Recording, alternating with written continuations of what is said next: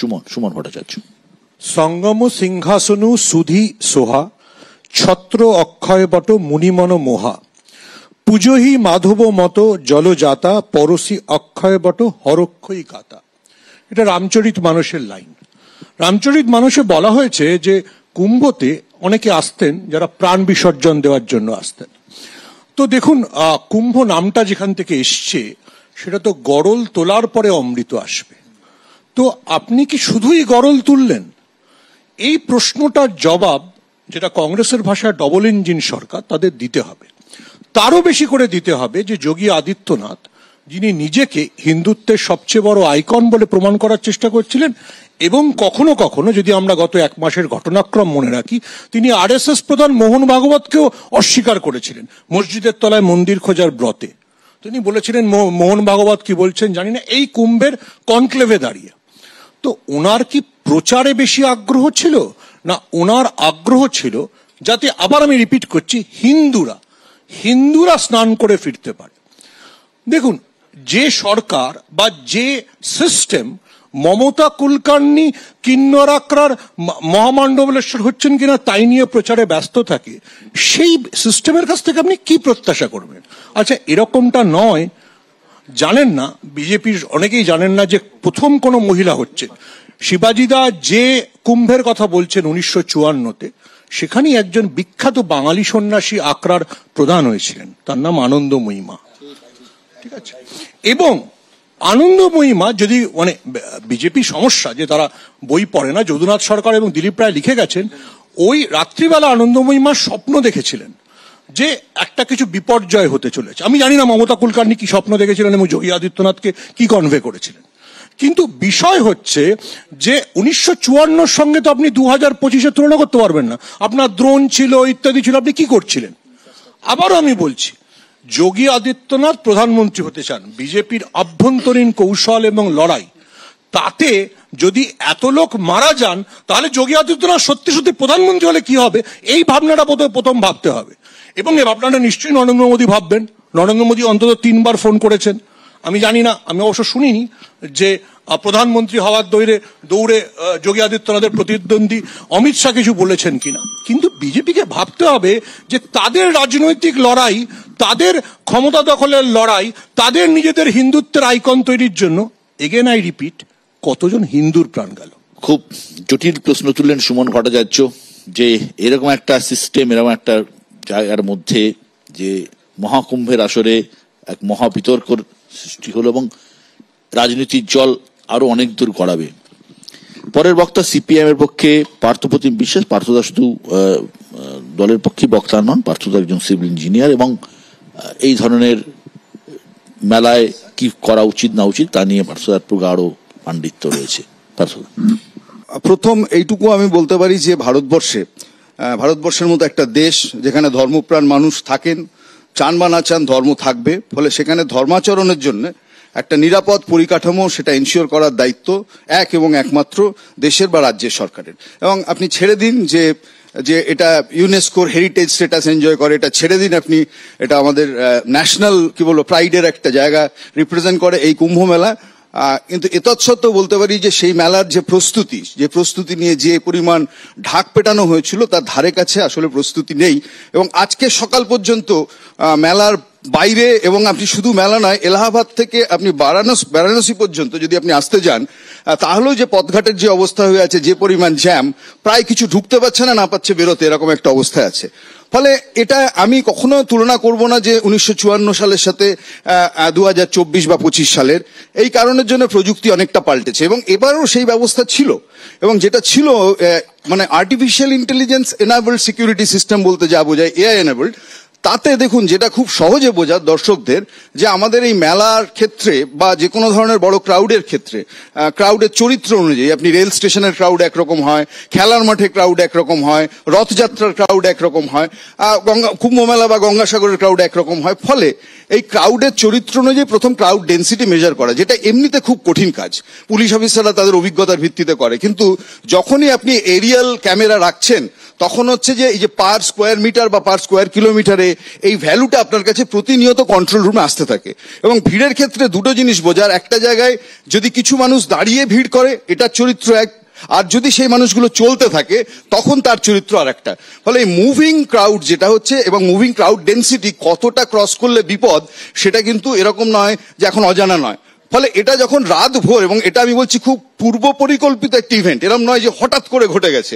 আপনি ধরুন 8 মাস আগে হাতরাসে যে ঘটনাটা ঘটেছিল সেটা হঠাৎ করে ঘটে যাওয়া ঘটনা উত্তরপ্রদেশে, যে সেখানে 100-র বেশি লোক পদপৃষ্ঠ হয়ে মারা গেল, একজন সাধু তার পা ছুতে গেছিল সবাই মিলে, ফলে সেখানে সেই সিকিউরিটি সিস্টেম ছিল না। কিন্তু ইট ইজ ওয়েল ডিফাইন্ড, অনেক আগের থেকে পরিকল্পিত, এবং কোন কোন দিনে বেশি ভিড় হবে এটা অবধি প্রত্যাশিত। এটা জানার পরও যে রাত্রে কন্ট্রোল রুমে যে বা যারা বসেছিলেন তারা কেন এই বিপদ বুঝেও প্রয়োজনীয় ব্যবস্থা গ্রহণ করতে পারেননি, তারা কেন এইটুকু বুঝতে পারলেন না যে আপনি মানুষকে, এই যে আপনি দেখাচ্ছিলেন আপনার চিত্রে, যে মানুষকে বলছেন তাড়াতাড়ি স্নান করুন, কিন্তু স্নান করার যাওয়া এবং স্নান থেকে এক্সিট পাথে লোক মুভ করছে না, আপনি লোক ঢুকিয়ে যাচ্ছেন। আমি বলছি এর দায় কার? এর দায় হচ্ছে যে একমাত্র নিতে হবে, আমি বলছি ওখানকার প্রশাসন কি, আমি বলছি দায় সরকারকে নিতে হবে। ভারতবর্ষে ভিড়ের চাপে মারা যায় যত মানুষ, আপনাকে বলছি একটা স্ট্যাটিস্টিক্স, 79% লোক মারা যায় ধর্মীয় অনুষ্ঠানের ভিড়ে। ফলে ধর্মীয় অনুষ্ঠান যখন হচ্ছে এরকম মেগা স্কেলের, তখন সরকার রিয়াক্ট করবে না তো কোন সময় করবে? ফলে এইটা আমি বলছি আটার ব্যর্থতা।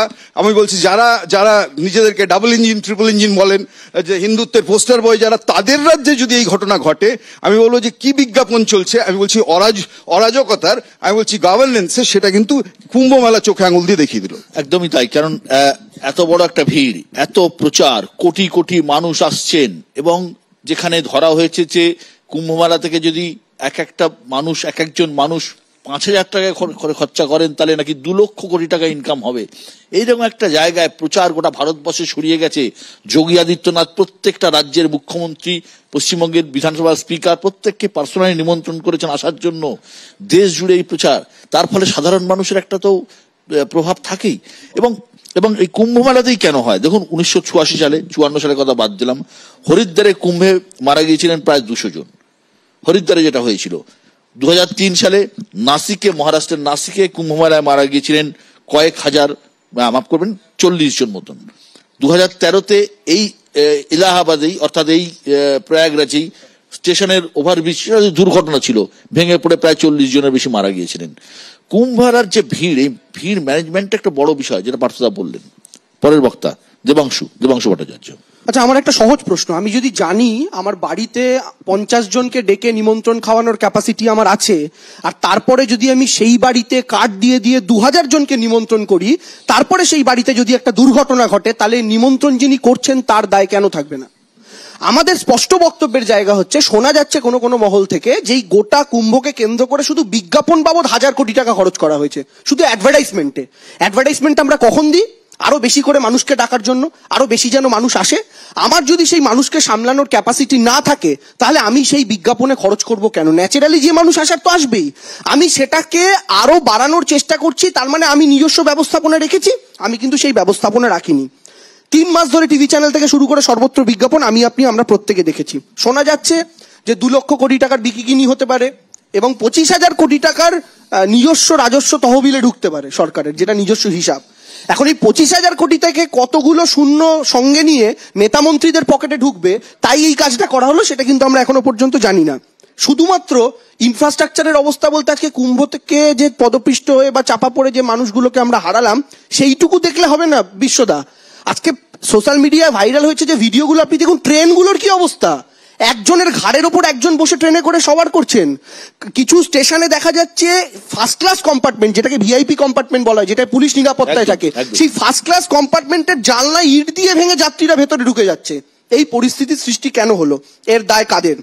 আরেকটা কথা, এই ঘটনা ঘটার পর ওখানকার যিনি এসএসপি রাজেশ দ্বিবেদী, তার যখন প্রতিক্রিয়া চাওয়া হলো কয়েক ঘন্টার মধ্যে, তিনি বললেন ইয়ে সব আফবাহ হ্যায়, প্রচার রটনা, কোনো মানুষের মৃত্যু হয়নি, একটা আঁচড়ও পর্যন্ত লাগেনি, শুধু একটু হুড়োহুড়ি হয়েছিল। পরে কি দেখা গেল? সত্যিটা আমরা প্রত্যেকে দেখতে পেয়েছি। এই লোকানো হয়েছিল কাদের জন্য? এখনো পর্যন্ত লোকানো হচ্ছে কাদের জন্য? সংখ্যাটাকে 30-এ আটকে রাখা হয়েছে কেন? একটা জায়গার তো বলা হচ্ছে আরেকটা জায়গায় পদপিষ্ট হয়ে মারা গেছে, সেখানে টোটাল সংখ্যা যোগ করলে 100-150 ক্রস করে যাবে, কিন্তু সরকার ইচ্ছাকৃতভাবে লোকানো হচ্ছে। এখানে কারণটা কি? এই সরকার ভিআইপিদের জন্য ব্যবস্থা করতে গিয়ে সাধারণ মানুষের জন্য কোথাও ব্যবস্থা করতে ভুলে গেছে। যাই হোক, আজকে সময় নেই, নাহলে এই নিয়ে আমার একটি লেখা ছিল, আমি একটু পরে সুযোগ পেলে পড়ে শোনাবো। এই যে ভিআইপিদের জন্য ব্যবস্থা করতে গিয়ে সাধারণ মানুষরা মারা গেল, তো যোগী আদিত্যনাথের কাছে কি ভিআইপি হিন্দুদের গুরুত্ব আলাদা, গরিব হিন্দুর গুরুত্ব আলাদা? ভোট নেওয়ার সময় তো গরিব হিন্দুগুলো ঠিক ভোট নিয়েছিলেন। তৃতীয় কথা, নরেন্দ্র মোদী, আপনারা মনে করে দেখুন, 2016 যখন কলকাতায় পোস্তা ওরাল পুল ভেঙে পড়লো, সেই সময় নরেন্দ্র মোদী কলকাতায় সভা করতে এসে বলেছিলেন, ইয়ে অ্যাক্ট অফ গড নেই হ্যাঁ দিদি, ইয়ে অ্যাক্ট অফ ফ্রড হ্যাঁ। আজকে আমরাও প্রশ্ন করতে চাই, এই ঘটনা অ্যাক্ট অফ গড না অ্যাক্ট অফ ফ্রড? এই উত্তর নরেন্দ্র মোদীকে দিতে হবে।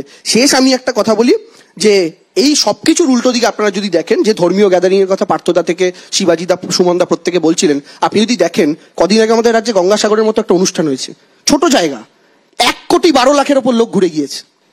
এরকম ঘটনা কিন্তু আপনি চোখে আঙুল দিয়ে দেখাতে পারবেন না। এবং 2 নম্বর, প্রত্যেক বছর কলকাতায় দুর্গাপুজোয় 3 থেকে 4 কোটি মানুষ কলকাতা, হাওড়া, হুগলি শহরকে কেন্দ্র করে যে জায়গাটা, সেখানে ঘুরে বেড়ায় পুজোর কয়েকটা দিন। এত সুন্দর ট্রাফিক ম্যানেজমেন্ট থেকে শুরু করে পুজোগুলোর ভিড়, মানুষ লাইন দিয়ে দেখে বেরোচ্ছেন।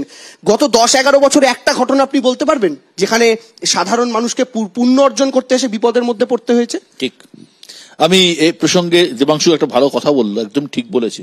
আমার মনে পড়ে যাচ্ছে দেশপ্রিয় পার্কে যখন এই সব থেকে বড় দুর্গা নিয়ে প্রচার হলো, এবং প্রায় 100 ফুটের দুর্গা, যখন প্রশাসন দেখলো যে ভিড়ে প্রচন্ড চাপ হচ্ছে এবং এমন চাপ হচ্ছে যে কন্ট্রোল করা যাচ্ছে না, প্রশাসন কিন্তু বন্ধ করে দিয়েছিল কলকাতা শহরের মধ্যে পুজো।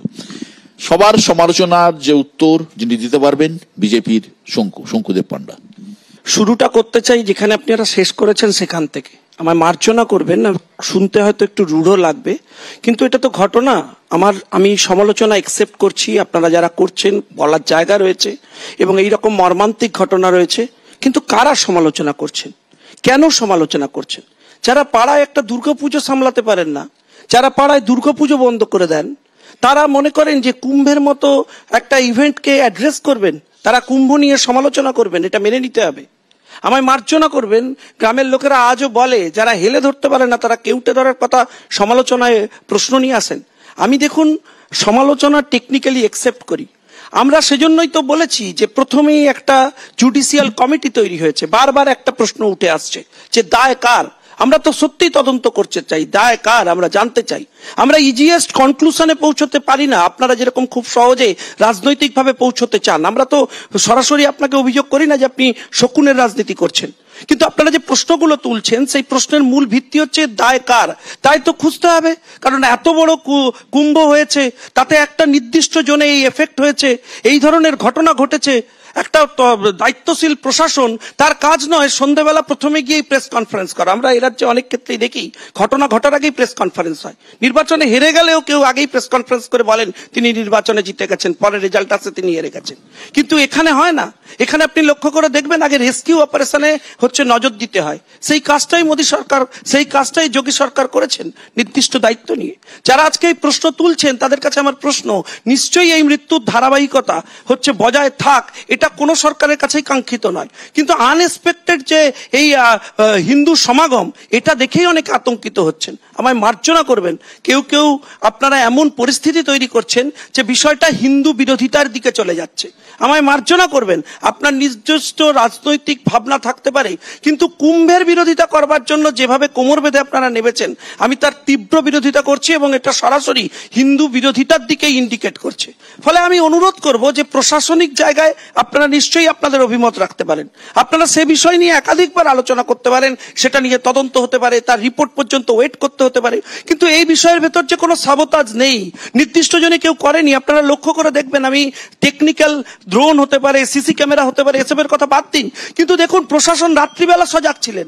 রাত 1টা থেকে লোককে বলেছেন আপনারা স্নান করে নিন, আগে যান, যাতে পরবর্তী জায়গা ফাঁকা হয়ে যায়। তারপরেও আপনি দেখুন হিন্দুত্বের বিশ্বাসকে আপনারা আটকাতে পারছেন না।